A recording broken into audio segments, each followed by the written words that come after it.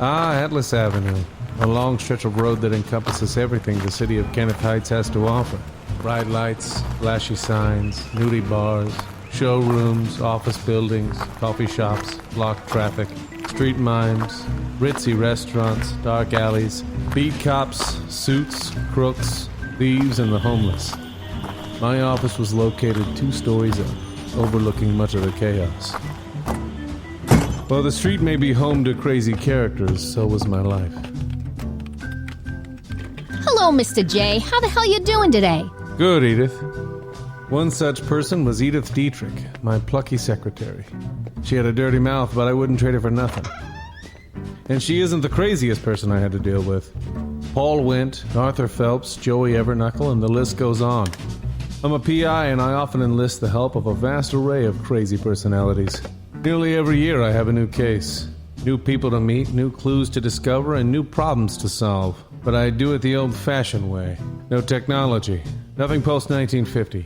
It's just how I do things. Sadly, I need help to plug this show, so... Here you go, Mr. J. It's all typed up.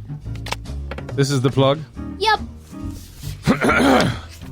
So if you want to hear my unique, interesting, and funny cases, you can go to 7lamb.com or search for Atlas Avenue Beat wherever you listen to podcasts. Every season is a new case, and boy, they can get crazy.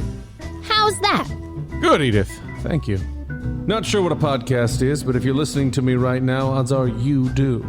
So make sure to listen, subscribe, and rate and review. And don't forget to follow 7 Lamb Productions on all those big social media platforms that are so popular nowadays.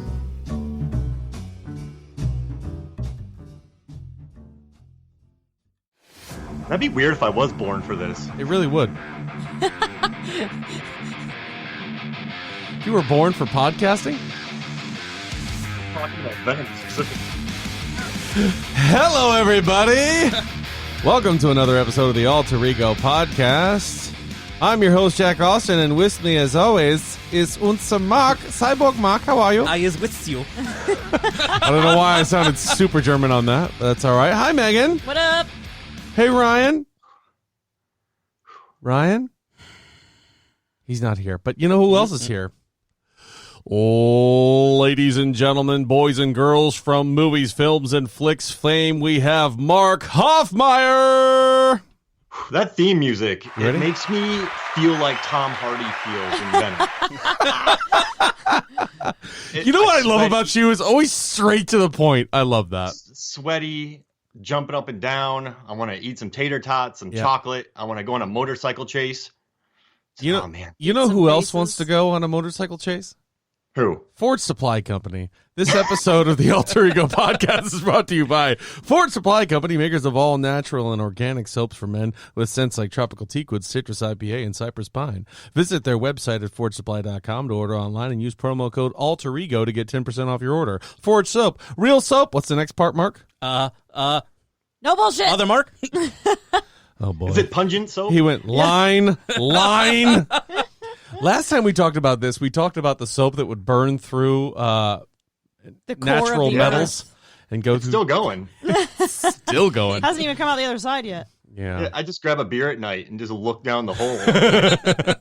I heard screaming the other day. There's something down there. Speaking of things coming out the other side and Oh screaming my into a gosh. hole, our second sponsor is Tony Anello's Southern Italian Cuisine and Grill. It's a hidden gem that's family owned and operated on the outskirts of St. Petersburg at 1136 Pinellas Bay Way, South Tierra Verde, Florida. This is a must-try for a homemade Italian lunch or dinner. Just remember to bring your appetite because the portions are very generous. Call for a reservation today at 727-867-3577 and check out TonyAnello's.com. Can we get through this and get to Mark, please? So are you saying that you scream afterwards from when Yeah. you eat this delicious food? 100%. Is that kind of... Depending on the ratio of oil and garlic is how fast this food will travel through my body and out the other end. And that's It's like a bobsled. That's me medically, not the quality of their food. Wow. I know what my body doesn't like, and I go, you know what? I don't care. Your innards are well lubricated It after tastes that. so good. Can I ask y'all something? Please. I was thinking about something today. There's not enough uphill chase scenes. You know what? Oh my gosh. Oh my word! And did that come to your mind watching Venom go through the streets of San Francisco? It's like I'm tired of Bullet and Sean Connery and Venom driving downhill Yeah. or like vertically. Yeah. I want uphill. Yeah. Like Last of the Mohicans has one. Fantastic. Right? There's too many flat surface chase scenes or downhill chase scenes. Like I want a bicycle. I want Airborne, that skating Bicycles? movie, uphill. Yeah. You Skateboarding, uphill, running. you want somebody riding the struggle bus up the dangerous side of a mountain. Gosh, like imagine it would be slow, but it would be arduous. I mean, man, I want a car chase uphill. I do That's too. what I want. I actually don't want that. I want a bike ride uphill. Yeah. It's great. Yeah. Or like a Razor scooter chase. And I just oh man, could you imagine? How about this? You know what's great about that? There's danger. Like if you Yeah. get in the middle of traffic and you're hit on a Razor scooter, Oh, kaputski. you're done. Going uphill? You're done. Yeah. Let's talk about skin knee. I Razor scooted uphill, right? Razor scooted. I had to go away for 3 months because something hit me. But it was good while it lasted for about 20 seconds. Yeah. It's a tough job. Now I know It became walking. I know it's been done in movies, but I don't know if it's been done uphill and with as much tension. But a Segway chase Oh, uphill. my Lord. Those things are dangerous. They are. That's a lot of geometry trying to figure out how you get uphill in one of those things. Whoa. Like what angle do you have to be at? Yeah. Okay, What so speed not can 90. you actually get there? You're definitely not 90 because then you're hitting something. 45 is too much. Even And still. what do you think, 60 range? Or is it? How about I'm gonna have to try 45 where you look like you're laying down, but you're actually going 8 miles an hour uphill? That would be amazing. Or we just have one of those movies where people are running uphill and the tagline is just, fuck, I'm tired. My thighs This are summer, burning. Uphill running. Uphill running. In a world where you run uphill, one man Runs uphill. must reach the top. You ain't Will right. burn out his quads. Diarrhea's never felt so good. It's great for cardio, though. I am That tired uphill? of these flat surface, like Mad Max Fury Road should be up the Alps. We should.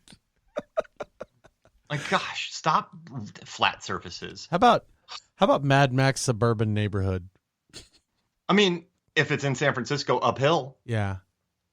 I mean, we still got You know Tom what, Hardy. How? Okay, take a neighborhood, right? Okay. Block it off. Get some Geo Metros. You and 10 of your Oh my friends Lord. race around the neighborhood. How amazing would that be? Mario Kart style? Do I get to decorate my Geo Metro? Any way you Yes.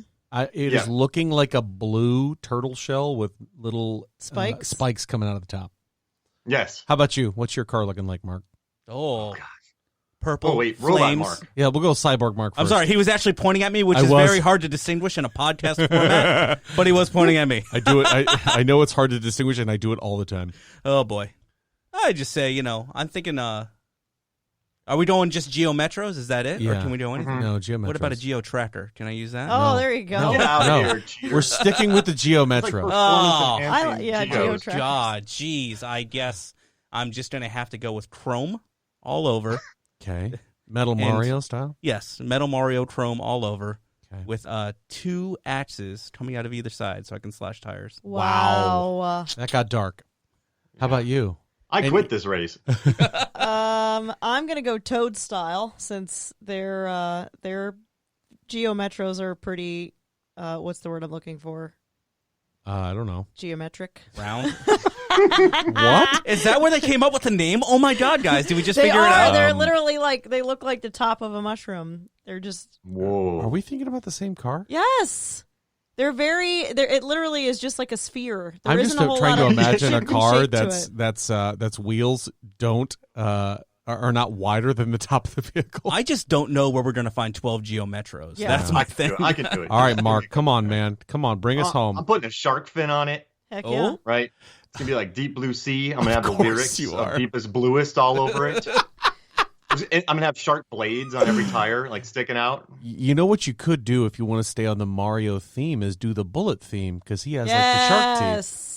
Yeah, Whoa. now we're That cooking. would be I thought he was going cool. with an LL Cool J thing, but I guess that'll work too. Yeah, I just want to intimidate everybody on this race course. You already will, showing up with it like that. So, That cost me $5,000. yeah, you better be scared. So this month, NoVenomber for us at Alter Ego Podcast, and we had a couple of ideas that we wanted to talk about every week. and you were the first thing that came to my mind. I said, we've got to talk about Venom in the movies, and we've got to get Mark back on because I know he's going to know little nuances about these podcasts or about these movies that I have no idea or wouldn't even think of. The only thing I went with in my notes is the box office, not in a lot of detail, and the synopsis that involves Venom himself in both movies. So we're talking Spider-Man 3 with Topher Grace, and we're talking Venom with Tom Hardy. I want to know why every time he's on the podcast, we got to talk about something that's very painful to watch again. That just doesn't seem fair to me. Both of these movies. I love Spider-Man 3 because of the dancing. Okay. Great dancing. Tobey Maguire's I choreographed like that the dancing. evil version of Peter Parker is just a gothy emo kid who's kind of a jerk. Yeah. Like this symbiote can't turn him evil. It just turns him into... It can dye his hair. Yeah, it dyes his hair. I mean, that's his idea. I think he's such a good dude. His idea of bad is like a greaser from the 50s who can dance. Like it's basically Patrick Swayze meets James Dean. Yeah. Yeah. I like that. See, that part always confused me because I was always trying to figure out where, is this Peter Parker manifesting what he thinks is cool and he's not? Or is he actually cool? Because if you watch those scenes and he's walking down the street, half the girls are like, look at this doofus. And the other half are like, ooh. So I don't know which way they were trying to go with that. I don't get that either. And when it comes to comics and Venom, that was not my personal interpretation. That was nobody's interpretation. Of what would happen to you if the Venom symbiote got attached to your person. I don't know. Because personally, when Venom jumps on you, I thought it just kind of like accentuated parts about you. And yeah, you had a little bit of a mean streak, but I don't know if it turns you into an emo skate kid. Oh, are we talking about Spider-Man 3? Yeah. Sorry, I stepped out for a second. We are. How dare you? What a I blamed terrible most movie. of like my emo phase on a symbiote. Got a symbiote. That was just a tapeworm, actually. No one believed me.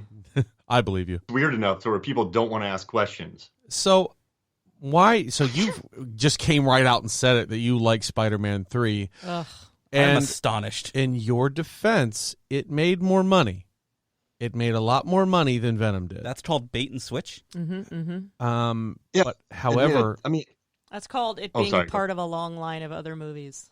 but the budget was way higher for Spider-Man 3 than it was for Venom. yeah, this thing careened out of control. Spider-Man 3. It was a train wreck behind the scenes. We're talking they had a year, 300 million. Avi Arad shoveled Venom in there. Sam Raimi hated it. I mean, they had to invent sand, the special effect. They spent way too much money on special effects. Oh no! Like they lost the story.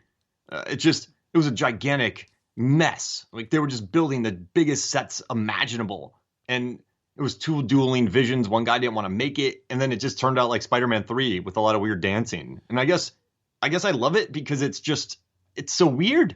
It's a $300 million movie that's weird, and we never get that. Yeah. So I'm tired of all that MCU crap. Like I bought them all. You're tired of continuity. Yeah, it's just they all play it so safe. It's like a hero's journey. You get Thor, he gets booted away, then he comes back and he's like, "Oh, I found the power." Then they completely ditch Natalie Portman, and then Captain America is just a jerk. He gets a power, a serum makes him powerful. Then he's just telling people to not swear. Yeah. Fall asleep. It's just give me weird dancing. Give me tater tots. I don't know. I thought that it was a can't stand dumpster it. fire. I didn't like it. I wasn't a fan of this. Oh, I get it. Why people hate it. But it makes a lot of sense when you say that, because when you look up the budget for this movie, I looked it up. It says it was between 258 million and 350 million. Yeah. It's like, wait, that's what? a very large. That's a bit of a jump. It's just, well, it was so expensive. They had a year. They had people staring at a screen for a year coming up with sand effects. Yeah. Which is crazy. How does that sand look so good, but all the scenes with Harry on the glider looked so bad? Yeah. It all went to the sand. Yeah. and it definitely didn't go to Venom either, because I think they did not do him any justice. And speaking of not doing justice, I love Topher Grace. I think he's a great actor. I think he does a great job, and I think he got the shit end of the stick on this one. I think you should have stayed on that 70s show. Yes. Yeah. He was so excited. Like, you could see all those interviews with him from back in the day. He was so excited to be in a superhero movie. Yeah, and And to this play was Venom. This was a huge misfire, Yeah. It was not good. in my opinion. And I don't think that's Topher's fault. No. No. No, Yeah. but Listen, it if definitely they offer me doesn't Venom help right him. now, sorry to. No, I'm go saying ahead. yes. Yeah. Yeah, 100%. You can kind of tell that like all of his parts were just kind of like shoved in without like any, because you can tell the care wasn't given to the character. No. The original director, correct me if I'm wrong, Mark, but he wanted Sandman. Like that was what he wanted in his vision for the movie. Right. But they just went, Venom. You have to do Venom. Get him in there one way or another. That's it. You have to do it. And I'm not as big and rabid a Spider-Man fan as you are, but to me, I don't think of Spider-Man and not think of Venom. Mm-hmm. So I understand why the director would say, let's slow burn, let's all this. And I can also see from a monetary standpoint where people are like, no, Venom. Everybody wants Venom. Just do Venom. Yeah, but if they're not going to put the care into See, like it. that's kind of the problem that I've seen with that whole run of the Spider-Man films is like he was saying about the MCU and the that line of movies is they are slow burns. You get the extra credit scenes or the WTF moments at the end of all of those movies because they're working on a very large platform. And I feel like the Spider-Man movies with Tobey Maguire, everything was kind of slammed together, like literally in all of them. He has so many awesome villains, but they could have slow burned it and they just smashed it all together. And like Mark said, you lose the story because there's so much story behind Venom and Spider-Man's relationship that they just smashed it all into one with Sandman, who's another integral part of the Spider-Man story, and you don't get any depth with either one of these villains in this movie. There's 3 villains in this movie. Yeah. Too much is happening. And omelet dancing. Yeah. Yes. Yeah. Not only are there 3 villains, but all 3 actors are very good and can play this lead villain role all by themselves. And so then you're making them share the screen, and I think it does a disservice to the characters altogether. They could have cut Venom out of this movie entirely. Yeah. Entirely. And it would have been a full movie. Right, and they could have kept Harry with the Sandman situation because at this point Harry is so established with this line of Spider-Man. He's the through line of the whole trilogy. Exactly. So you could keep him all the way through, and obviously we see what happens to him in this movie. So of course that is what it is. But Sandman could have been that additional, and throwing Venom into it, it's just too much. And I absolutely hated Tobey Maguire when Venom was on him. I hated it. I cannot. You just say had that bad enough. experiences at jazz clubs, haven't you? No, I've had great experiences, but I can tell you that would have been the worst. She's remembering the last time she and I danced at a jazz club, and I was jumping off of tables and smacking cocktail waitresses, and she was like, "Ugh, not again." He doesn't. Tobey Maguire does not play a good asshole. He just doesn't. Like when you catch him all of a sudden fixing or messing up his hair, I should say, in the mirror, and then he's being nasty to the poor little, what was he, Polish neighbor? Yeah, whatever. the sweet, innocent neighbor. Come on, and he's just such an ass to her, and I'm like, I don't like that. None of this is even like, I'm not even buying it. Just the tone in this movie is just like a roller coaster ride of what are they trying to do? It's just I have no too much. idea. It goes from hilarious to serious to sad to what the hell is he doing I'll pay your to rent hilarious when you again. fix this damn door. Yes. All right, Toby, calm down. Yeah. I'm like, oh Lord, this is just. I don't know. I'm uncomfortable. So, Mark, do you think these are all like fixes on the fly to try and piece all this together, and that's why there's so many tonal shifts, or what do you think happened here? Well, I think it was at the last. So the more I read about it now, Avi Arad forced this Venom character into it. And so he wanted to leave him out, which, let's say you lose Venom, that's probably another, 15, 20 minutes of the movie? Yeah. 30 minutes Not that you even. could focus on other things. Mm-hmm. So it's supposed to be this kind of Boris Karloff, Frankenstein as Sandman, and he was supposed to finish up his issues with Harry. And there was going to be a lot more character development. There were a lot of scenes that were cut from the script. And then when you get Venom in there, I mean, it's a lot more money. It's a lot more. You have to add another villain. You have to introduce a new character. And then you have to have him becoming the jerk. And you know what I think? In the beginning of Spider-Man 3, Toby was really ignoring Mary Jane's career. Yeah. Remember when she said, "Go get him, Tiger"? Like, he used to love that, but now he makes her say it before he leaves. It's really gotten to his head. He never asked her how she's doing. So he's a jerk before Venom already hits him. Right. So this should have been more of a him kind of dealing with his power now that he's firmly established, bringing in Sandman, to battle and closing the Harry chapter. And there would have been a lot more character development. I think there would have been more time for neat scenes like in Spider-Man 2. I mean, we got to know and love Alfred Molina as Doc Ock. And so when you cut all that out, it just becomes the tonal mess that it is. Because Venom doesn't, like, I don't know, Venom is very caustic, right? Like, he's very Deadpool. And so bringing that into this very earnest Spider-Man world, this didn't gel. Yeah. So I think it really set it apart, and such the scale, it was so massive. It was such a big film. I think, Sam Raimi said he lost track of it. He didn't give enough attention to the character. And then just things changed. So, yeah, I think it's a tonal mess because a lot of people's hearts weren't into it, I think. And I agree. And a lot of the diehard Spider-Man fans are looking at this and going, what are you doing? Like, this would not really happen. Venom wouldn't behave like this. I mean, the Harry and Peter relationship, I think, is what that whole series was supposed to be built on. And obviously the Sandman with Uncle Ben. So those two items, they make sense. I see why you're doing this. I see why this is all heading towards, the climactic finish of Spider-Man 3. But then you introduce such an icon, somebody that everybody's ready to go for, which is why I think it made what it made, even though it was the movie that it was. But not only that, not only from a standpoint of villains, but they introduced Gwen Stacy in this movie too. Yeah.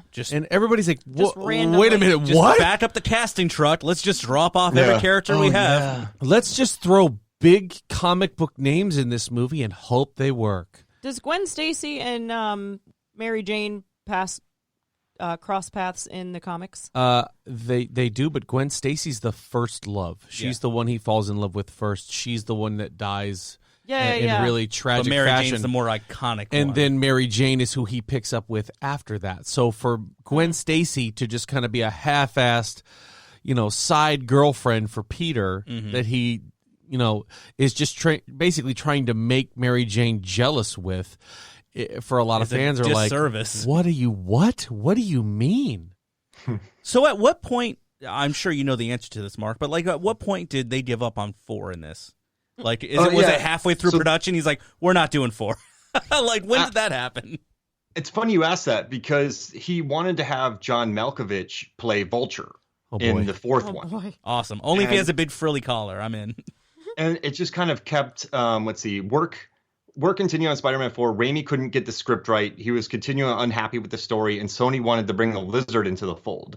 So they cast Dylan Baker as the Lizard. Sam Raimi didn't want the Lizard. He wanted John Malkovich's Vulture. So Sam the whole Raimi thing was saw going to that happen the writing again. was on the wall with the same thing as adding Venom, so he ducked out, and that's why Dylan Baker's Lizard is in the Amazing Spider-Man, Amazing but Reese Evans, which I think is it. a much better series.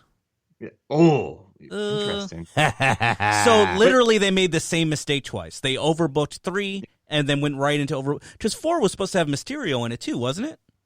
Yeah, they were like, so he wanted Vulture and Mysterio, but then they're like, you got to do Lizard, and then Sam Raimi just couldn't wrap his head around it, so he walked away, which is annoying because like Spider-Man 2, I think is one of the best superhero movies ever made. I'll say it. The train scene, I'd be hard pressed to find anything that is or the horror scene where Doc Ock is killing the scientists. Yeah. And so they should have just given him carte blanche to make what he wants. But like if you think about third films in the 2000s, right?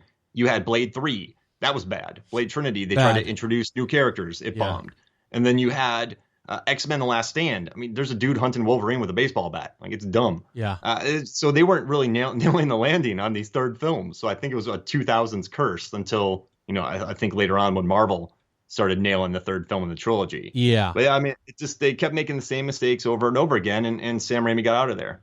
Do you think it's because back in the 2000s, that's when franchises were really being built and they're like, they can see the long-term vision of this, so they keep cramming stuff into it to try and make this a 4, 5, 6 movie franchise? Do you think that's the intention? Well, yeah, Blade Trinity, they wanted to do a spin-off, but they brought in David S. Goyer to be the director, the guy who's written Dark Knight and all those movies, and he was relatively inexperienced, and Wesley Snipes wasn't quite happy with that. So it just led to a very jumbled experience. I mean, Goyer I don't think he was ready to direct the movie, and you can see when you watch it. And then in X-Men The Last Stand, Singer was supposed to direct it, but then he left. and then they were going to have Matthew Vaughn direct it, but then he left, and then they threw in Brett Ratner at the last minute, who, you know, it wasn't an X-Men fan. He took it as a paycheck, and you can kind of tell. So it's just they rushed everything to production. They wanted to get them made. I think they made some poor decisions behind the scenes just to keep the juggernaut rolling. I agree with you about your statement about them trying to make sets bigger and bigger and bigger for that. And I think that's the misconception when dealing with comics is a lot of the Hollywood folks just think, let's go bigger, let's go grand scheme, let's go world altering, when the best parts of Iron Man, I think, is when he's dealing with his personal shit. Mm-hmm. Yeah. And he's got the problem with his heart, and he's trying to find a way to be a good guy but not have to be involved. You know what I mean? He's trying to learn how to put the suit of armor around the world, and then it's tragically falling apart. That's His what cheeseburger eating. Yeah. his donut in a donut.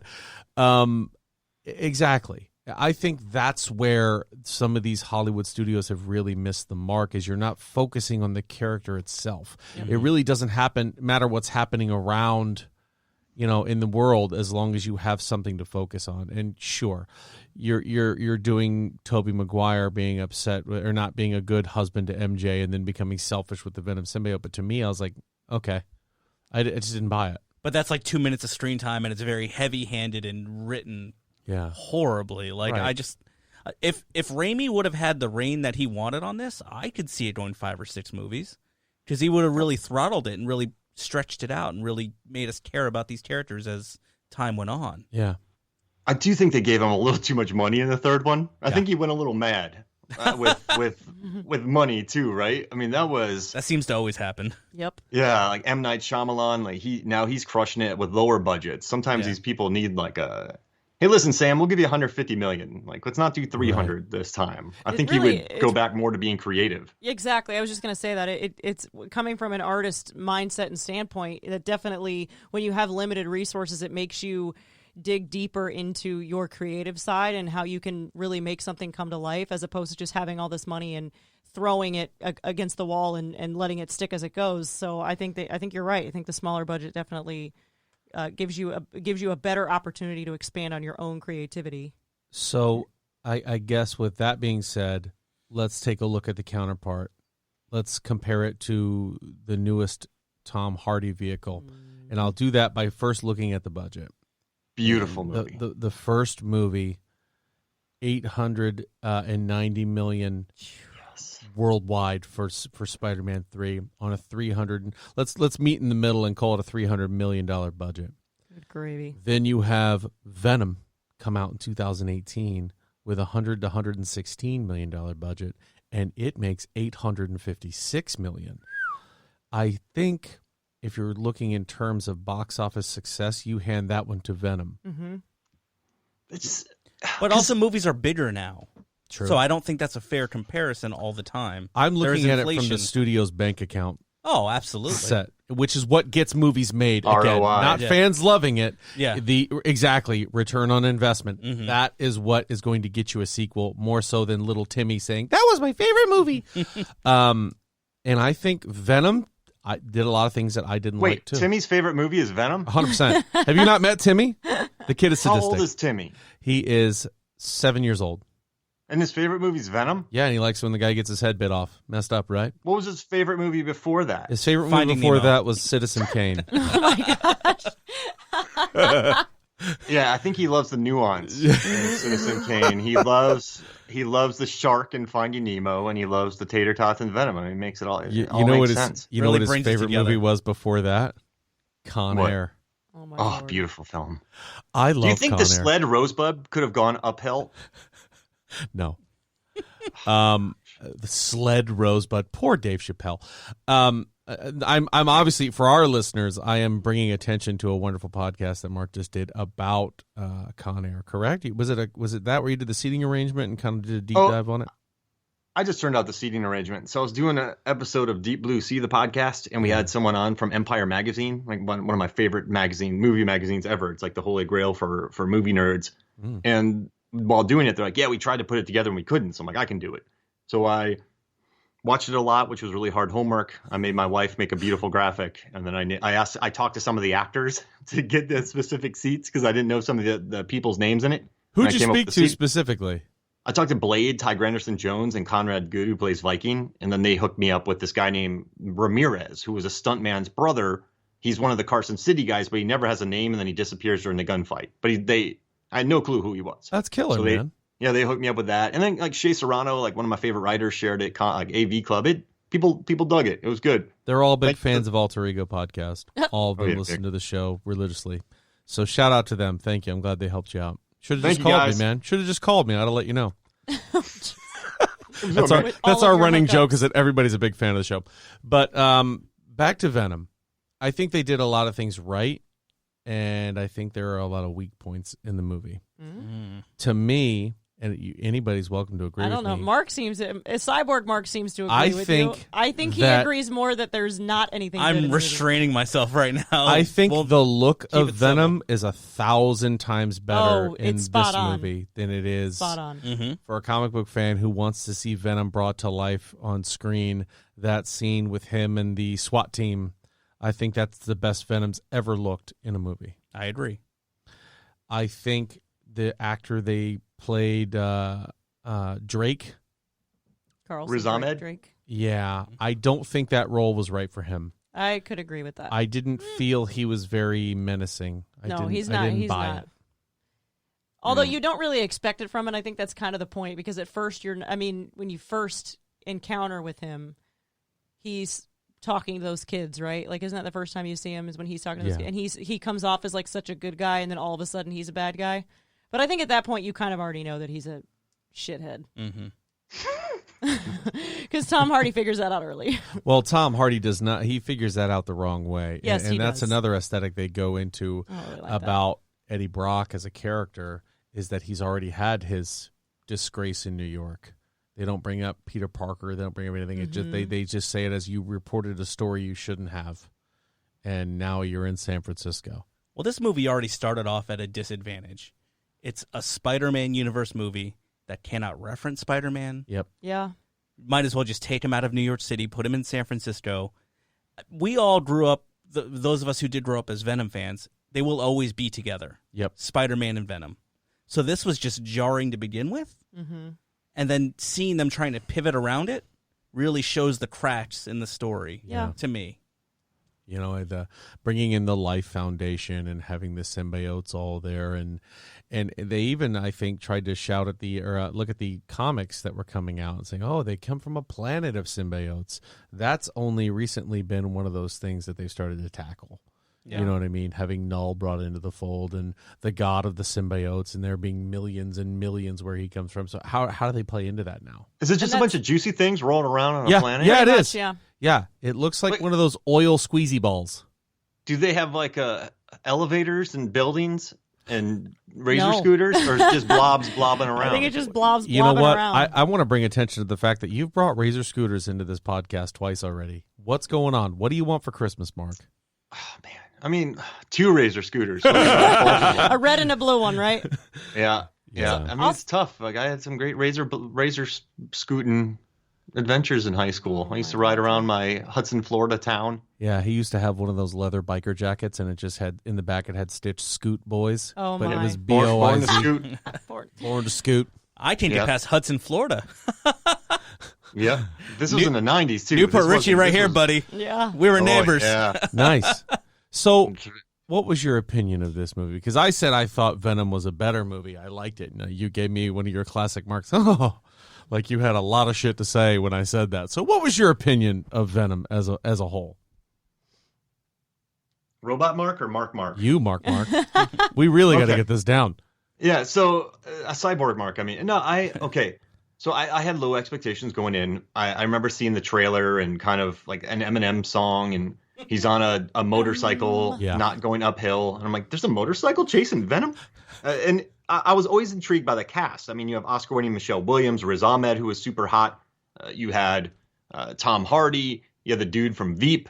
You had the lady from Parks and Rec. I mean, Yeah. it was just such a unique cast.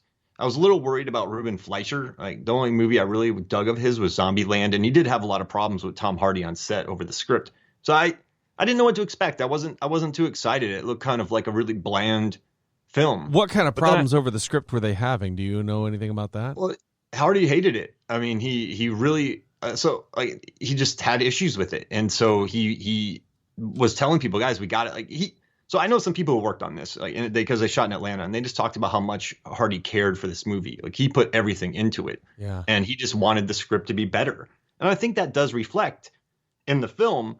But I guess since I love it so much, is someone posted this thing where they're like, Tom Hardy is incredibly sweaty during this movie. He looks about 3 seconds from death. Yeah. He never takes his shirt off. He's always sweaty. He's always nervous. And it's just something different for me. I mean, Hardy's, when he's putting his arms up and down, when he's, he put an earbud in his ear with pre-recorded Venom dialogue to react with that on set. Yeah. He made it interesting. Just his freakouts, his screams, his cheeky scream into the bathtub, and just the tater tots. And what sold it for me is because I own all the Marvel movies. Like, I worked on a few of them. Like, I dig that world. Yeah. But it's just, I don't know. There's a scene where Venom goes, like, on my planet, like, I'm a loser just like you. Yeah. Mm-hmm. And that sold the movie for me. It's just, I'm so tired of, like, these super cool dudes becoming more super cool. It's just like, I'm a cool guy. Now I'm really cool. And I understand my future. Like, this one's about, like, this sweaty guy who gets a symbiote and they eat people's heads and they're trying to get his girlfriend back. Right. And it's weird. And They're I don't know. both For kind of me, like down in the dumps. yeah, right. Like, it's just Captain America is just a super pious dude who's like, Tony Stark's this billionaire who had all this money given to him. And just Thor's a godson. god. He's like, Easy. I'm gonna smash coffee mugs and people will love me, even though I'm destroying coffee mugs that bought by a diner. Ha ha. I don't know. Well, I don't know either. Because, go ahead. I was going to Cyborg. say, this may be where you hate Eddie Brock as a whole from the comics, because he's a high school jock. He's a bully. He's a world-class athlete. Yeah. And he picks on people, and then he all of a sudden gets the Venom symbiote and becomes a super version of the high school asshole that you know him as. Right. And he hates the one thing he can't beat, which is Spider-Man. Mm-hmm. And, I'm not saying I want to see Tom Hardy take his shirt off and not be eccentric with it, but at the same time, I just was like, I don't know. I didn't really know where they were going with it, to be completely honest. They didn't either. Yeah. And that's part of the problem. They had the Life Foundation, and they really couldn't, I don't know. I didn't like the gentleman who played Drake, like I said. I thought he was kind of forgettable. He didn't intimidate me at any point. You know what I mean? I agree there with have that. been intellectuals in movies who severely intimidate. Like your Hannibal Lecters, not trying to put them up next to each other. But there's a way to do that and do it right. He came off more like a tech nerd than anything else, Yes. and I kind of see it as that. Okay, so I thought this movie was cast really well. I was actually excited for this movie when it came out. 7:15 Thursday showing. Yep. First one in the seat, in line. I was ready for a good Venom movie. The visuals looked good. The trailer looked iffy, but the special effects looked really good, especially the scene where they're driving the bikes and the tendrils come out and smack the other guys on bikes together. I was like, okay, I'm on board for this. Yeah. I'm a big, I almost said Ed Hardy, Tom Hardy fan. And the writing in this is just atrocious to me. And it may be just me being extra picky about it. And that might be it, because I'll give a little bit of my 2 cents, because I didn't know really a whole lot about Venom outside of Spider-Man and outside of Jack's love for Venom. I mean, I knew that he was super cool, but I didn't really know a whole lot of anything about him. And my first look at Venom was Spider-Man 3. So there you go. So it's only uphill from there. Right. So for me... uphill chase. Right. So for me, I really, really liked the Venom movie, and I still do. But even like the more I learn about symbiotes, the more I'm kind of pulling that love back, because I mean, we just did the symbiote episode last week, and we've seen the Life Foundation. You've seen the grander scale of everything. We didn't get to see Phage. We didn't get to see really the true Riot, Scream, because we didn't get to see Scream. Like, we haven't seen the You just Life saw Foundation. slightly red Venom. Right. That's all you saw. And you know that they have 5 symbiotes, but you don't know anything about them. And at this point, I'm not convinced that they're coming back. So where is that in the storyline? See, that's all that shit. That's so my cool. main complaint. Like, when I bitch about the writing kind of seems like it's a movie from the early 2000s. It's kind of in the class of that's why I love it. Ghost Rider, Daredevil, Elektra. Elektra. To me, it's in that same family, and that just might be me being extra picky. But Venom was not done any justice in this movie. Is it a bad movie? No, I don't think it's a bad movie. Was he given more justice than Spider-Man 3? No, absolutely not. But Can I ask you guys a question? Spider-Man 3. Yeah. Not was Not he in, given, then. Yeah. Oh, then yes. But like, here's the thing: was like, like, what? they could like, especially talking about all the symbiote stuff we've been talking about. Can you imagine what a comic accurate Venom movie could be? With Knowing all the of grand those- scale of the Yeah. universe. Yeah. I mean, I think they were doing one of those things where we know people want to see Venom. Yeah. People want to see it. So, But it's almost like they made the Spider-Man same and- mistake twice. They just Yeah. did that again. They're like, just make a Venom movie. Yeah, I And- think maybe it was a little rushed. And it's just like, okay, just Venom, and he's fighting another Venom, and then, we'll do this, some cool action scenes, and then in the trailer, like, all the action set pieces are in the trailer, yeah. which is always disappointing to me when I get to the movie. There are some pivotal moments in that trailer Yeah, that like you're supposed when to be he's big fighting reveals. with Riot. Yeah, Yeah. that was supposed to be a big reveal, and that's Yeah. just like, oh, that was in the trailer. Yeah. But that's a commonplace for all Spider-Man movies until it went back to Marvel anyways, so... Yeah. I think they set up the world well, though, because I was never a Venom fan. For me, I know what the symbiotes now. They bond with someone. They have to have a good host. Mm-hmm. And okay, this is the question I was going to ask. There's been about 7,000 variations of every comic book character. Yeah, for and, sure. and it seems like a lot of people have one that they love. And if a movie doesn't represent that sometimes, even though it's kind of like another graphic novel, it's another variation of the character, people really hate it when it doesn't sort of gel with their preconceived notions. Yeah. I mean, with that said, I mean, do you still think? Did they set up the character well enough to expand? We know there's a home planet. We know that Carnage is coming back. We know what Venom's all about. So they've established that, and it already made $900 million. So do you think they can build from there? I definitely think that. Sorry, I didn't mean to jump in. I definitely think that they can expand. I just think that they're at this point with him already being in San Francisco, the situation that went down with Life Foundation, and we were missing all these symbiotic stories. I think that he can grow from it, but I think that there's a lot of stuff that we've now left in the dust that likely isn't going to come back. I mean, like I said, they made mention, and we basically saw all these different symbiotes, but not latching on and connecting with anybody, and they're all dead now. So it's like, well, now what? They breezed through like 7 years of comic books in an hour and a half. Well, oh wow. There's another thing. From what people now know of the symbiotes, like you say, you weren't a big Venom fan, and now you know that they need a good host or they'll die. In the comics, they don't need a good host. A good host is how powerful it makes them. They can survive without people, and a good match like Eddie Brock and Venom makes them accentuate that power all the more. So being such a good host is what makes it so good. So I don't like the fact that they said they'll die without a host. Yeah, it makes them seem because weak, and they're to not. me, it does make them seem a little weak, but it's dismissing characters before they're born. Yep. So maybe the problem that they won't bond with anybody, and then you leave them as kind of that looming figure in the background. Oh, well, this one was able to bond with Eddie. Let's up the testing and keep killing people to find that perfect bond It's for just this for one and this one and this dramatic one purposes. instead of them dying Yeah. and getting that kind of. And then here's another thing that to that point. So you're one who loves movie math and statistics and all that kind of stuff. When they find Riot, he jumps onto the dead astronaut. From the time he jumps on the dead astronaut, he jumps on the paramedic. Once he jumps on the paramedic, he jumps on the old lady in the fish market. From the old lady in the fish market, he jumps on the little girl. From the little girl, he then jumps onto Drake. And from then Drake, now all of a sudden he's got a perfect match. All these other symbiotes are dying within a day. And you can't tell me that this Asian woman was walking from that car accident all the way to a major city in less than that time. Because you're sending mixed signals to me at that point. And the other one, didn't she travel like literally across the world? Yeah, she got on the plane as the little girl and went from the little girl from whatever country Wherever they were she in was, yeah. to the United States, more specifically San Francisco, to go find Carlton Drake.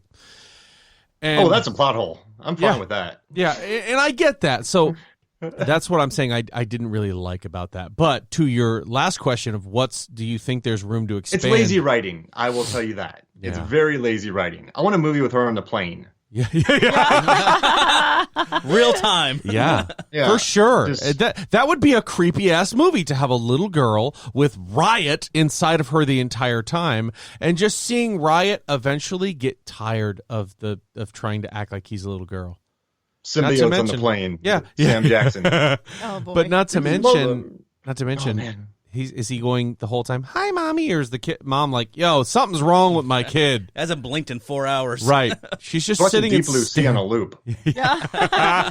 Well, here's the thing: like symbiotes can be a grand part of this Marvel universe. We talked about it last week, where Shield, the agency in the Marvel universe, considers symbiotes its greatest threat to the world. Mm-hmm. So they took a whole universe of things, Avengers-style assembly of different characters, and smushed it into this one little thing, and then killed them. Basically. And so, So like, it's like that'd be like if Iron Man, Thor, Captain America, they all died at the end of the first Avengers movie, and they're like, "Well, we got some other stuff. There's another guy." Actually, It's it fine. would be as if they were all in Iron Man 1 and only Iron Man moves on. Yeah, exactly. And they all died in the beginning of Iron Man 1. So I'm bitching about a wasted opportunity for a really cool universe. Right. And so, like, obviously we saw hints at the end of the movie that we're getting the Well, but that's what The I was. second That's what I was most getting popular to. symbiote of all That- time. that's what I was getting to. You asked jump into it. are there aspects of the character that can move on, that we can continue to grow this universe? And I was going to say, you say everybody likes a different variation, a different story element to themselves. I like that Venom is this big, bad, imposing guy, and then he spits out the absolute worst, most imposing of all the symbiotes, in my opinion, in Carnage. And then this big bad guy almost feels bad and responsible and has to deal with that. And I like that back and forth between Venom and Carnage. My wife could tell you I'm wearing a Venom and Carnage shirt right now.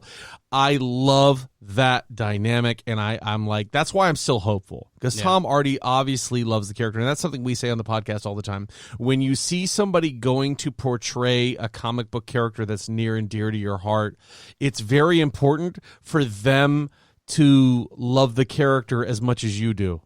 Mm-hmm. I need a What picture led of you? with What that led you shirt to on. your love of Venom? Is it the kind of like some people? So I've been reading about what made this movie a hit, and like people love the buddy aspect. The marketing in China was insane. It was a massive hit out there. But it seems like everyone was drawn towards the buddy dynamic. Were you more drawn towards the Brock symbiote, like the Wish, like he's a human who can also eat heads? Like what led you to Venom and your love of Venom? The eating heads doesn't do it for me. My love for Venom as an overall character, I loved his arc from being I'm a super bad guy to, I don't know, a chaotic neutral, to at now where he is in the comics, he's a good guy. He's been invited to join the Avengers. I like that internal struggle and how he deals with the things that he's screwed up and the things that maybe he didn't do right. I mean, he now sees Spider-Man all the time. And in this most recent run called Absolute Carnage, he even has to team up with Spider-Man for the majority of that. And he's come to terms with it. He's grown from it. Now, I wouldn't call it necessarily the buddy aspect, but I definitely like the dynamic between Venom and Eddie, because they've gone through it all too. You know what I mean? There's been times when Eddie's been beaten and Venom's been beaten, and they've been separated for a long time. That's a good story arc called Separation Anxiety. It's really good. And I don't know. He's just one of those guys. Obviously, I love the look. I love the fact that he could be a hero and still look like he's about to bite your head off. You know what I mean? It's kind of a volatile situation. There's a situation in a series called Lethal Protector when he first shows up and says, you know what? I'm going to be a good guy. I'm not going to be this imposing, scary dude. I don't like this. And he shows up and his bank is getting robbed, and he straight up eats a bank robber. And then the lady looks at him like he's a monster. He's like, yo, I just saved your life. What's wrong with you? Yeah. And him playing that balance back and forth. I don't know. That's what I love about Venom. That he only eats bad guys. So does Venom chew and Eddie Brock swallows the body? How does that work? So I think. Whoa! How did they come out? That's the most bizarre. Like, I'm now like thinking about. Because where does it go? I Like think his the mouth is right symbiote- behind his mouth. I think the symbiote has its own means of consuming the mass that So you comes think it in. only goes like an inch in and then goes down? Yeah. Something like that. Because, look, well, here's the thing. Let's also look at Wait. how big Venom I'm is and so how confused. small Eddie Brock is. True. So the Venom's like a super suit around him. It's Yeah. like an Iron Man suit. Yeah. Yes. So if he shoves a head down poor Tom Hardy's mouth, he's dead. Yeah. I was gonna say, It's a isn't true there a story. point in the movie when Tom Hardy is like, "Did we just eat a person?" Yeah. So he's along for the ride. Venom, essentially, symbiotes can't act on their own. They really So where's can't. his head going? Yeah. It's being absorbed into the symbiote itself because there's Ed Hardy swallowed that head. Ed Hardy. Ed did. Hardy. Ed Hardy, did. damn it! Way to go, This is Rob. wait. Do you like alternate? So if he wants to have a nice gin and tonic, Venom has to kind of get off his head so Yes. Hardy can drink it? 100%. Now, they both ingest whatever goes into the body, I guess. So at some point, I think Tom Hardy may not necessarily be eating a human, but some of that protein might be getting into his doo-doo. Oh, Wait, gross. wait. So how does the head fit through his throat? It's chewed by the massive symbiote jaw. I never see him chewing. Yeah, well, listen, that's Well, a what's plot hole. behind That's the bad massive writing. That's symbiote another jaw? plot hole. That's lazy writing. Definitely. We There want needs to be know the more- digestion cycle. Yes. Yes. We really also- need to break this down. We need to go to... Hold on. If only we knew somebody who broke stuff down like this. Well, no, we need to go to reach out to like a medical school and say Oh, my we Lord. need to know with symbiotic organisms Because those are real. if one they Well, are. there are some. They not like symbiotes like in There, the comics, okay, but so Tapeworms and- continue with what you're going to say because Yeah. this question will never actually come up with someone in the medical field because where does the protein go? Because we don't, not that I know of in this world, have a symbiotic organism that's larger than its host. It's Yeah. always the other way around. Yeah, So I don't think we'll ever figure this out. That's that's what I'm interesting. saying. Tom Hardy's because- about 5'9". Venom's about 7 foot. So Yeah. does Tom Hardy get stretched? No, it doesn't. That's just that. The only thing we know for Symbiote sure is grows his bigger. head is right behind his head Yeah, because it opens he's up up and in it's the right air? there. Yeah, he must be on stilts. it's like standing on stilts. Yeah, Ed that's what it Hardy's is. standing on 3 milk crates. That's Oh, right. my. Ah, gosh. I really got to get to the bottom of this now because Carnage is much smaller than Venom. However, Cletus Cassidy, I think, would eat a human head. Oh, absolutely. Yes. He's that So- crazy. Okay, here's the one thing that can't move forward from this movie: Woody Harrelson's wig. That cannot move forward in this movie. And there That is have the been worst. There have been I set hope it photos. does. It has not.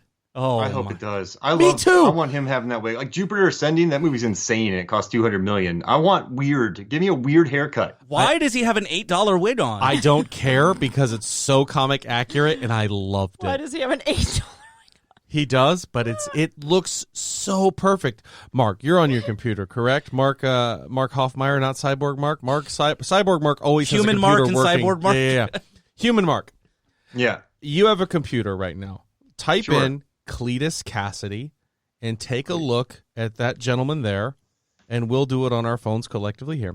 And tell me Woody Harrelson's wig is not on the money to the dollar. We'll hit the Google song. You're Googling it. I'm not finding Let's what see. you're looking for. This is a his comic book hair- character from 1990. From the 1990s. It does not need comic accurate hair. Oh, you're it does. talking- Yeah. Like this one would be good. 'cause I'm he's got, kind of. like, the I guess red I'm kind of curls. seeing it, but it's not nearly the fluffiness of Harrelson. Doesn't have quite the volume. He didn't use Pantene Pro V in prison. There's a lot of fluffy hair in there. It There looks is. like a Carrot Top cosplay. Like, it looks really bad. You want even more bang for your buck? Look up Eddie Brock's haircut in Lethal Oh, Protector. hell yeah. Oh, boy. Look that up. Eddie It's Brock, basically a Lethal Protector. blonde mullet. Oh, boy. Ooh. It See, looks- so not everything needs to be comic accurate.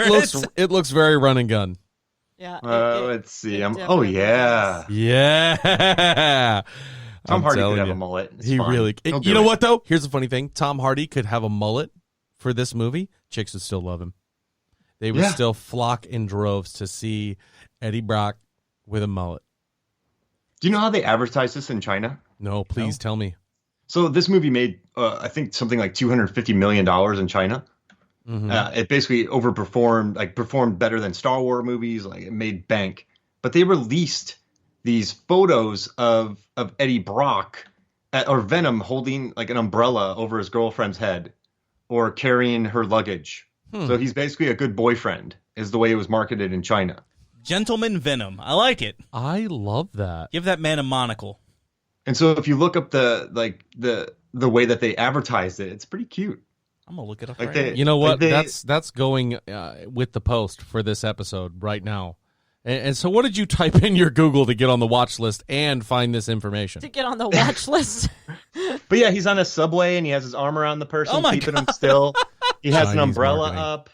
up. People adored this movie over there, and also like It's so on various cartoonish. websites, there's a lot of fan fiction about Eddie and Venom being best friends. I mean, the movie was a massive hit. It's so over there. kawaii. It's ridiculous. Wow. So this movie made a lot of money, and also, so I looked at the weekend grosses of it. I mean, this movie opened up with 90 million. I mean, I think it shows the power of Venom, but its drop wasn't terrible. I mean, it dropped about 56%, which isn't terrible for a movie. Went to 35. Like, it had a decent run in theaters. Why did this movie connect with non-Venom fans? Do you think? Why did it connect with non-Venom fans? Tom You know Hardy, why? Maybe. That's a big aspect of it. And as much as comic book movies are big right now, and a lot of people do know Venom, I think unless you are a Venom fan, you probably don't know a lot about him, and it looks super different. Yeah. And you look at the aesthetic of Venom, he's huge, he's black, he's Super imposing, imposing. he has the drooling tongue and the razor sharp teeth, and then they go, by the way, this guy's a hero. It's the same reason we all loved him. Those who read the comics in the 90s. Yeah. Okay, so I'll tell you a story of when I went to that premiere. It was, like I said, Thursday at 7:15, that first showing.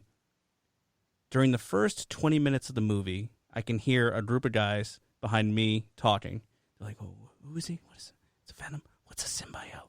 I can hear these conversations happening behind me. And I'm like, first time. Okay, I get it. Yeah. And then, so the whole movie goes along, and then the movie ends, and I'm sitting next to my brother-in-law, who's a huge Spider-Man fan, and we kind of looked at each other silently, like just not knowing what to say. And all I hear from behind me is, that was fucking awesome! And we burst out laughing so fucking hard. So there's your thing. It started off with, what's a symbiote? To, that was fucking awesome! Yeah, and There's the think, journey. But you know what? That actually validates exactly what you said, Mark. Human Mark is, you didn't know much about it, and at the end of it, you felt like you were educated. You learned a little bit about him, and you were excited to see where it was going. Whereas some classic fans were like, "Oh man, there was so much room." And you know what? I'm prone to changing my mind on things because I say this a lot that, you're going to change things like with Thor Ragnarok. That's one of mine that I'm not a huge. Oh, love it. I'm not a huge fan of it because I like the World War Hulk or the Planet Hulk story arc, and I like the Ragnarok story arc. And you may not have read those and know how they go or what the potential is, and you just look at it at face value for what it is. So... And I don't mean to assume that about you. You may know both those story arcs and know a lot about it, but I animated those things, man. What are you talking about? I was the illustrator. I was the illustrator, Mark Hofmeyer. Explain the two of those to me. Oh. Well, I mean, that's the thing, too. I try and separate, because I'm Yeah. a comic book fan, and sometimes I try and take things for what they're worth, and a lot of stuff in the MCU has been changed from what we know. Yep. But to me, those are enjoyable movies that I can sink into and go, okay, this is not the Age of Ultron I know, but this is a really good movie that I'm enjoying. Yeah. I looked at this I want to know movie- something. I want to know something, guys. Sure. Sorry to interrupt. No. Tell me your top 3 favorite superhero movies. And I know I blatantly interrupted. I feel terrible now, but I'm going to keep going and ignore that. And Just push through, brother. Push through. it's too I late. had Keep I going. had doubts there, but like right. when you're roller skating uphill, man, you just gotta. Oh my Yeah, God! keep And on there skating. it was. There's the movie. Fuck the Segway. Fuck the Raider Scooter. I want to see people rollerblading uphill. That's That amazing. sounds I want to see terrible. Blade ice skating uphill. That'd be beautiful. Terrible. Some motherfuckers are always trying to ice skate uphill. Is that where you got that from?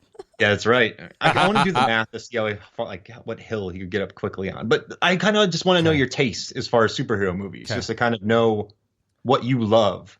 Okay. So kind of understand where you're all coming from. If I guess I am all looking all at- of us. Number one How do we want to do this? Do we want to just say our three and Just then go move for on? your three. Yeah. Because I don't know if I'm We're going to be talking able to about, put them in order. like all superhero But I know what the movies? three are. I don't all know of if I'll be able to put mine in order either. That's an excellent point. However, I do know my number one, and What's your that number is Dark Knight.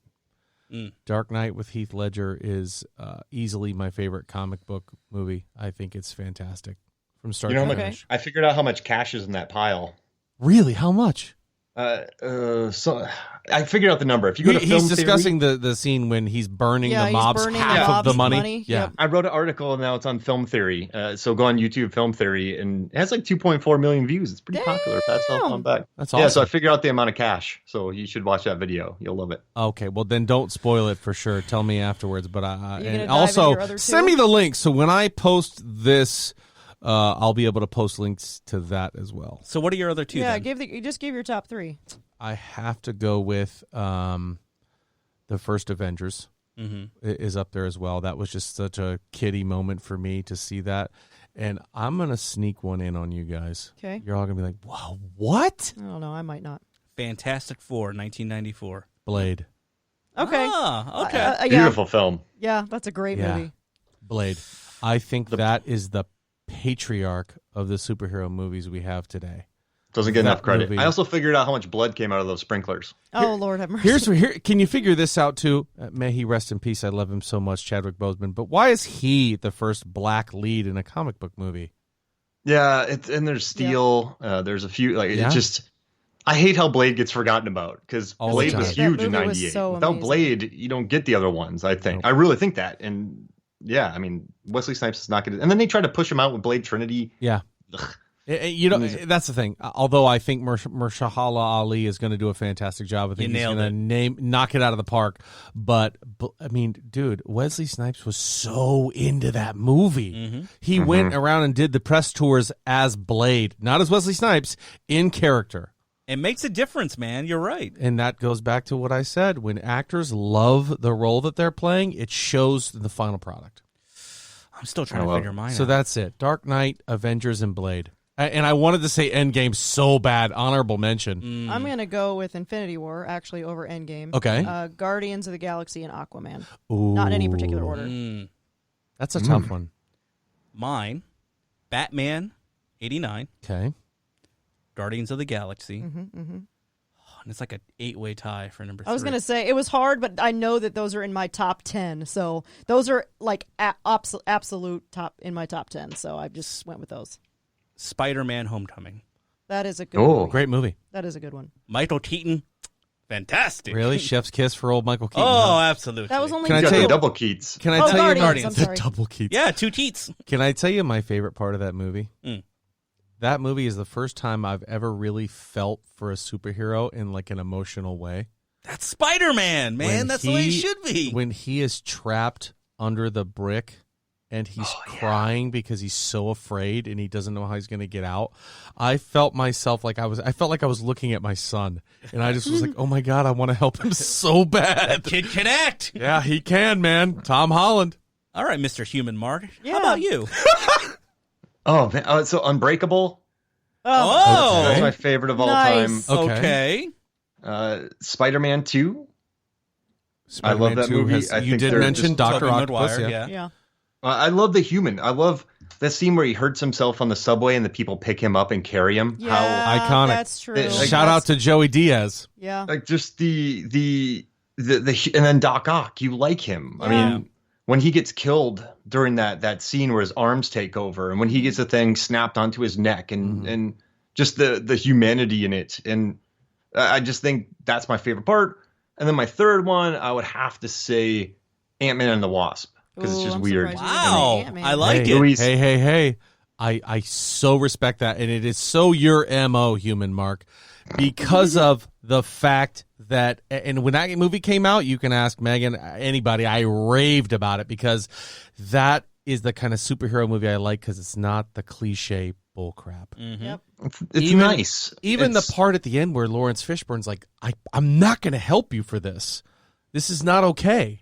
And they're able to find reason in a different outcome. It's not like every other movie where the bad guy has to die and the bad guy has to be stopped at all costs. They are able to find a way World-ending to make it situations. I like it. And You stay away from that. You don't need that every single time. right.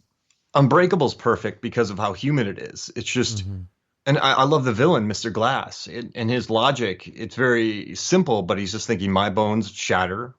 I think there's someone else out there whose bones don't shatter. Right. And his acts are horrible, but just watching David Dunn bench press, the joy on his kid's face, his kid wants to shoot him. I mean, it's so human. And when he battles that person in the red, orange jumpsuit, it's nightmare fuel. It's really scary. Yeah. And so for me, I guess I really like character driven. So I guess that's why I really like this movie, Venom, because of just Tom Hardy going for it and the two of them bonding and Venom saying he's a nerd. And at the end, like, we're going to get her back. She doesn't know it. It's, I don't know. Yeah. I like them weird. I like them more on a human level. And I'm never really bothered about comic sticking close to those. Like, I was a huge X-Men fan. I never really worried about those sticking to it as long as I kind of enjoyed the ride. Gotcha. So, yeah, maybe that's why I lean towards Venom. I just like the funkiness of it, and I like the more human focus of it, and the sweatiness and the lobster eating. And also, like, Tom Hardy, right? Like, I love the little touches. He always grabs 2 beers out of the fridge because he knows he's going to drink his first one quick. Yep. There's neat little moments in it that get lost, and for me, like, that's what I like the most. Are those I really gravitate towards the tiny moments, and this one has some really good ones. Well, even the part where he's on top of the news network building and Venom's like, jump. And he's like, go into the elevator. He's like, pussy. Yes. Like, that's so good. It really is so good. Well, let me pose this question. This movie was originally set to have an R rating and have a more horror feel to it. Do you think it would have been better shot that way? Because at the last minute, they pivoted and said, okay, if we ever want this to be in the MCU, it's got to be PG-13. Supposedly. That was a decision that was made. And for a wider release and a larger box office and everything else. I think it would have done well, and Tom Hardy's the guy to capture that, because you say he goes for it. That's what he's known for. Mm-hmm. I mean, you think Mad Max Fury Road, you think Bronson, you think what's the movie where he's a gangster in London? He plays both parts. Yeah, Legend. Yeah, and even Lawless. I mean, he's known to go for it. But I think they're going. You just laugh at me, Human Mark? Well, no. So that movie Lawless, I laugh whenever I think about it because I was trying to get a job on the set, and so I snuck into a casting call and I gave the worst performance ever as a hillbilly trying to fight them. Mm-hmm. And then I went and snuck into the production office and gave him my resume. And how'd it go? I love your scenes. I will be blackmailed. If I become famous, they're going to post those videos, and I'm going to have to retire and move to Alaska because they're horrible. That's incredible. But yeah, whenever I think about that movie, sorry I laugh. I just that's my. I love that. That's a good tidbit. I had no idea. But so back to your question with the R rating and stuff like that. I don't think I think if they backed off, it is partially because they want to be in the MCU, and the other part of that is they're saving that for the man himself, Carnage. I think if Carnage doesn't kill at least 100 people, then maybe they didn't do Carnage justice. But in this universe, they're not going to do that. It's going to be a PG-13 rating. Or is it? It will be. Let's think about Dark Knight, right? A dude gets his head smashed into a pencil. There's brutal death in it. There are people just getting shot. There's people exploding. There's very visceral cell phones and bodies. It is just a dark, brooding, violent film. Yeah. So for me, I think you can do PG-13 right. So that's just what I think. And I mean, it made $890 million. So yeah, Avi Arad, the guy who loves Venom, I think he was slightly justified in that. Do you think that, I mean, because we've seen massive killings in Marvel movies, and when we bring up Blade, he kills the entire dance scene in there. I mean, not everybody, but he kills a ton of people. Is it not as violent and not allowed because they're vampires and they turn into and they fizzle out? Yeah, like zombies, right? You can kill as many as you want because they're undead. You can have green blood on movies, but I guess Carnage is running around murdering innocent bystanders, I would say. So that would lean heavier into 7 territory. How are you going to feel when this sequel comes out, and it's a very light PG-13 with the same amount of violence that's in this movie, how is that going to make you feel? I'm talking to Jack as the Carnage lover. I think it'll be a massive disservice to the character. Because like in this movie, I don't believe they show any of the killings. Everything is off camera, correct? Yeah. It's all off camera reaction shots. Okay, so that's the thing. That's the thing. Doesn't need to be shown on camera. I don't need to see it. It just needs to happen. But wouldn't it be that much cooler if you can actually see him bite that guy's head off? Yeah. Instead of an old Asian lady going, "Oh my God." Aches and pains. Yeah, I mean, I don't know. You think about Carnage and stuff like that, and we read a lot of Carnage and see a lot of his quotes and the way that he is. He's sadistic. He's there to scare you. He's a serial killer. Right. Before he gets the symbiote. Right. Before he's a symbiote, he's already killed his family and several other people, and he's quoted as saying, I've already got 11 life sentences. Why not we make it 12? You know what I mean? He's that kind of guy. He's Cyrus the Virus with a symbiote. Oh, are you insane? According to my last psyche, Val. Sayonara. Sayonara. Make another move and the bunny gets it. Oh, man. I don't know. I get where you're at. I wish I loved an animated character this much. I can't think of a... Oh, man. I like it. And this is... I don't know.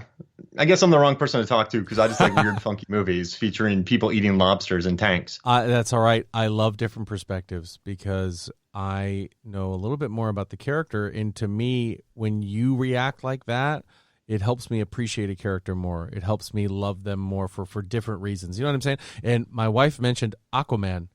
I can't believe I didn't say that one, but he's not my favorite. He's my son's favorite. Mm-hmm. And I've never thought of him as a cool hero until my son, who used to have issues getting in the shower or getting water on his head, he used to freak out. He idolizes Aquaman. So watching that movie, I was like, pretty cool. Man, I can see why he likes him. And now I'm a huge Aquaman fan. Now I watch for everything that comes out because that's something that I can connect with him on. And it's more so than just a dude who breathes underwater to my son. You know what I mean? Mm-hmm. So I won't share the latest video I wrote for Film Theorists with y'all about Aquaman. You're not going to hurt my feelings. During that final battle, he calls in endangered species when he already has a crack in the trident in the trench. And during the battle, if you freeze frame it, you see dead killer whales floating in the background. Threatened species. Well, how do you know there's not more of them? That down is there just in Atlantis? irresponsible. Yeah. And I won't stand for it. He also killed hundreds of crab people, but you didn't talk about that, did you? Oh, I did. Trust me. They're getting attacked. The poor brine. They're just like, we're getting attacked. And then a thing. Oh, gosh. Oh, man. There's a lot of property destruction in that movie, but it's so fun. Really and there's octopus playing drums, so you don't care. That's right. It's That's DC. Right. It's all property damage. They're fighting in an underwater volcano. Let's just appreciate it for what it is. And then he kills that poor seahorse, too. He's like, I'm going to ride you in the battle. But I think he's just trying to choke Orm's Tylosaur with that sea dragon by killing it. This got darker by the minute. I like it. It's all about perspective. But I love man. Momoa. I think he's so good in it, man. One of my buddy who does a podcast a lot, his parents went and watched it, and like, we have a new favorite actor. Because they had never watched Game of Thrones. He's just such likable. His presence is so good. That's the thing, presence. When he first shows up on that sub, you're like, I would not want to mess with this dude. And then you see him in the bar, and they go, can we have a beer with you? And he's like, yeah, come on, man. And then they party. I was like, this is a good way to develop a character. But anyway, I'd love to drink with him. Yeah, me Not too. Water. Me Not too. water. That'd be disrespectful. Yeah, that'd be rude. Sorry, I wasn't bagging on Aquaman, so I just want to let you know. Hey, listen, no offense taken. I love it. I love it. But I think we have covered the stroke of or the spectrum of Venom here today. What do you think? Is there anything we've left on the table? Anything left to be done? Do you guys want to? All right, do you want to take part in a rotten movie draft? And so I will on Movies Films Flix. I will run a rotten movie draft, and it could be the four of us, and I could put up on Movies Films Flix, and people can vote on it, and I'll promote the Alter Ego podcast with each round. So it'll be the four of us in a like winner takes all, two matchup, and we each pick 5 rotten superhero movies. Oh, and this is good because somebody's going to have that first round pick, and then everybody else is going to have to adjust their list. I'm so in. And thank you, by the way, for involving Alter Ego in the horror tournament that happened. For real. Yeah, you did good. You all did good. I went around, and then I feel like somebody involved the Dominion software and was shifting votes over to the other person I was going against. I'm not going to involve the attorneys at this point, but it's all right. We lost. No recounts? No recounts. No jokes. I was like, Mark, can you believe I lost? And he's like, yeah. Yeah. I love that team. Yeah, it was a good team. Yeah, you got through one round. My wife won it all. Did she really? Good for her. Yeah. Is she who I lost to? an Is that amazing why? squad. Did I go against her and you voted for her? Of course. You biased son of a gun. Yeah. No, she's it's number all one. good. We would love to be a part of a terrible movie draft. I can't wait to Yes. win. I'm very excited. You have no idea what's coming. All right, so y'all pick the order.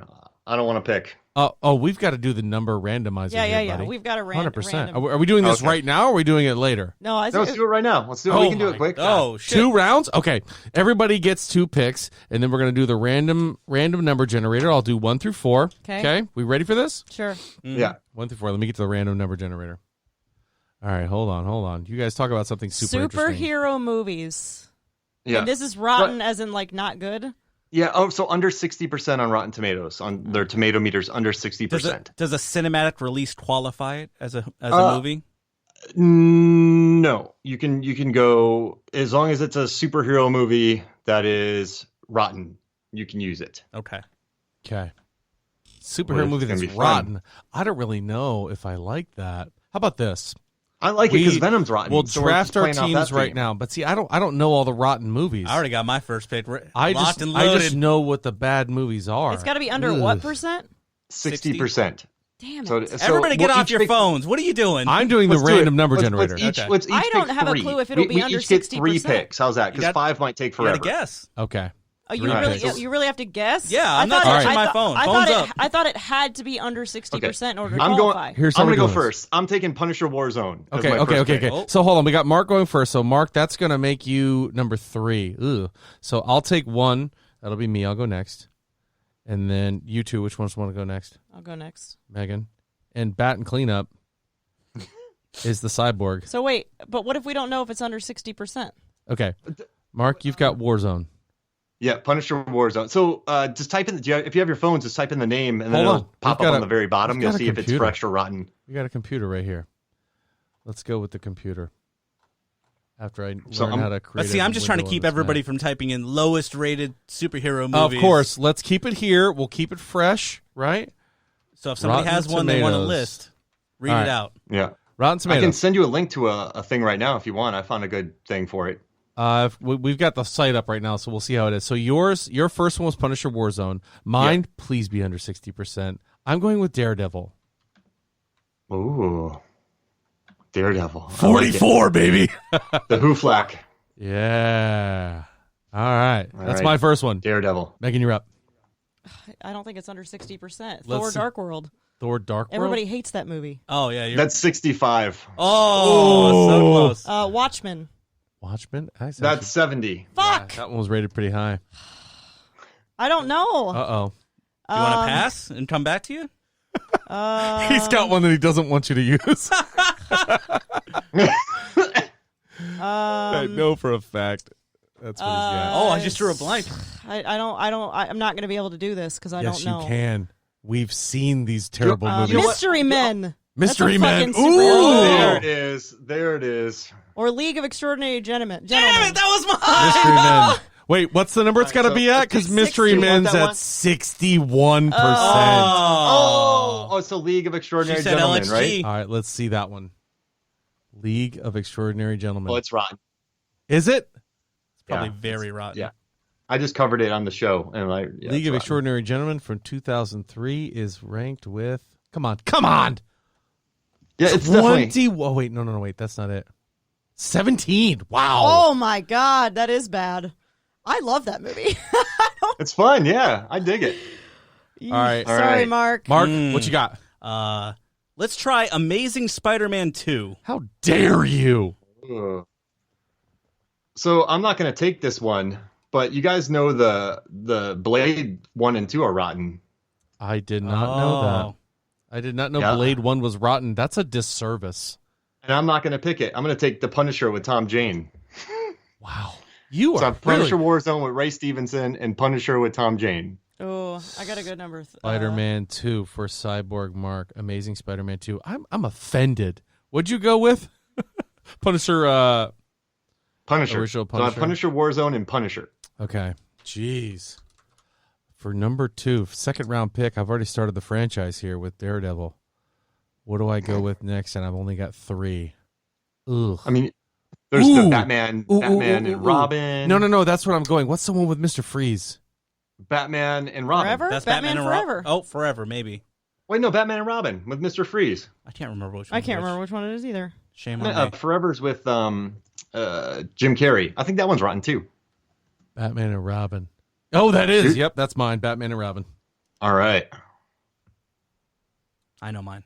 All right.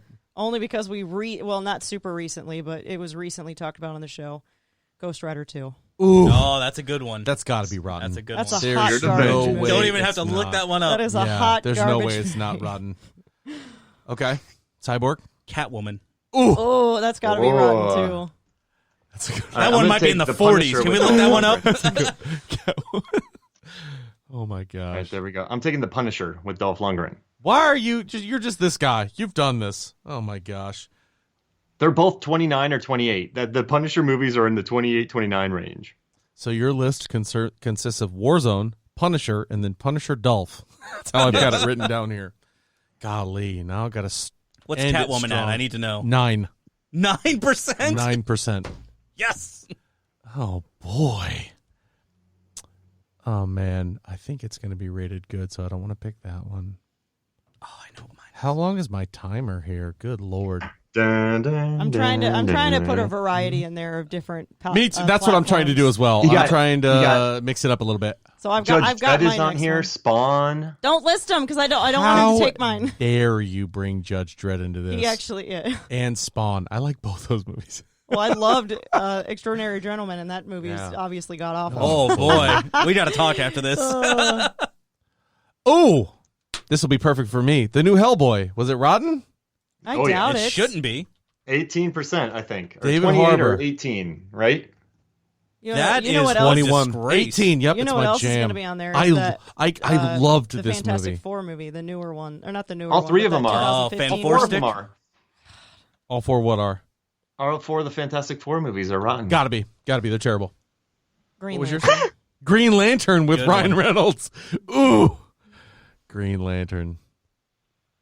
All right. Cyborg, you are rounding it out. The last pick Oh, I got a couple. of the what was your pick, superhero Megan? rotten movie draft. I picked Green Lantern. Yeah. Oh, okay. Okay. Oh, I can't pick. I can't. I'm going to go with Four Stick, which What is is the it? 2015, The Josh 2015 Trank. fan It's FANT four 4 stick. stick. It's not showing up. FANT. It's Fantastic Four, but it's the 2015 movie. Where they made it cool and they It's put the got to 4 be as the on A. there. It has to be on there. Oh, yes, it is. Okay, That has to be on Fantastic there. Four. All right. So if you guys, I'll run this on MFF. So Miles it's going to Teller. be, I'll just set up a random bracket generator and one of us will come out the winner. 9%. Oh gosh. I'm scraping the bottom, Damn. folks. Wow. was You gonna got two that say- are rated 9%. I definitely wanted a Marvel and a DC movie, but I struggled there for a second. You know what? Found mine. I'm proud of myself. I went Marvel, DC, and Dark Horse. Oh, look at you. I went Go Marvel, around. go. DC, and what is that? MGM. Hellboy's Dark Horse. No, what is? Oh, yours? League of League Extraordinary of Gentlemen? Extraordinary- I don't know what what that is. market And was then that? Marvel and then DC. What is the 2003 Ninja Turtle movie rated at? The all the animated. Turtles will not be in this. The Turtles will not be in this, I my guarantee friend. you there's a Teenage Mutant Ninja Turtle movie. TMNT? Yep. Is that the one you're talking about? Yep. That was actually I think that's a good rated movie. I feel like I should Maybe in lose your one of my head. Punishers because y'all picked very 35%. creative. None of y'all picked the Blade films. Like, this is amazing. So- this is like my dream. But I like the Blade draft. films, so it's hard for me. Yeah, me too. It was hard for me to pick that one. Honestly, Hellboy, I loved. Daredevil, I couldn't Okay. stand. Batman and Robin, couldn't stand it. But those are kind of guilty pleasure movies a little bit. I love my Punisher movies. A free runner gets blown up with a rocket launcher. Punisher's just like that. You know what I'm saying? And speaking of Punisher, He is going to possibly be renewed for season 3. Ooh. Yeah, The Barenthal. Marvel just came out with that with Bernthal. Yeah, have you seen the Netflix series? Is You it worth should. watching? The season 1 is for sure. Season 2 is kind of hot garbo. TMNT is 35%. I miss Saw that. Daredevil. I just didn't want to say it on the mic. He didn't want to openly Don't keep admit to things it. from me. Well, all right. Mark Hofmeyer, I love you, man. Thank you so much for joining us. I can't wait to see this. Can you please give all the Alter Ego fans the information about Movies, Films, and Flix and the stuff you got going on? Let them know so they can find it. Link me again so I can post it when I post it, but let them know. All right, yeah. So I got Movies, Films, and Flix, Movies, Films, and Flix. You can go to the website, check out all the stuff, the reviews and weird data posts. We go there. I got some weird ones coming up, and you can listen to the podcast. We're number 1 in Gambia right now, and we were just number 2 in Vietnam. So we're doing pretty well. Nice. And then Rotten Tomatoes, I work for them, so you can listen to their podcast. Rotten Tomatoes is wrong. Watch the Versus videos that I do for them. Also, I write for the Film Theorists, so I have some videos coming up. Just go on YouTube, Film Theorists. I guess if you type in Mark Hofmeyer, you can see the videos I wrote. Let's see. Oh, and Deep Blue Sea, the podcast. I have that going as well. So when I love seeing pop up in my newsfeed, I will say this. I used your argument or your discussion video when we did our Halloween episode with the Freddy versus Jason versus Michael Myers. Mm-hmm. Oh, I used you as my research basis for that episode. that was fun to edit. It really was. It was fun to watch. It's a good show. I like working for those people. I get Yeah. to watch horror movies and get paid for it. So hey, if we figure out how to watch comic book movies and pay me for it, forget you guys. I'm doing it. What? No, I'm kidding. That's your wife. Listen, I'm not the one who kicked a cat out and trapped it in with my working wife. Okay, I'm not that guy. You're doing better. Oh,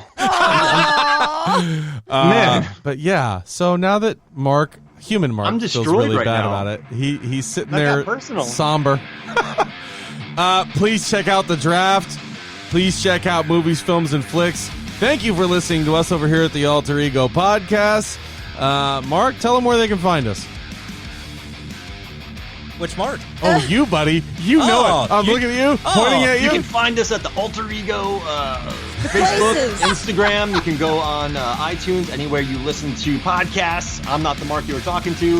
Listen to Seven Lamb. Always listen to Seven Lamb. You did a better job than the Cyborg. He's still stuck here. He did great. He's looking through his phone right now. Thank you to Fort review, Supply, subscribe, K's share. Media, Tony and Nello's, Seven Lamb. Love you, man. Punch We're out. yourself.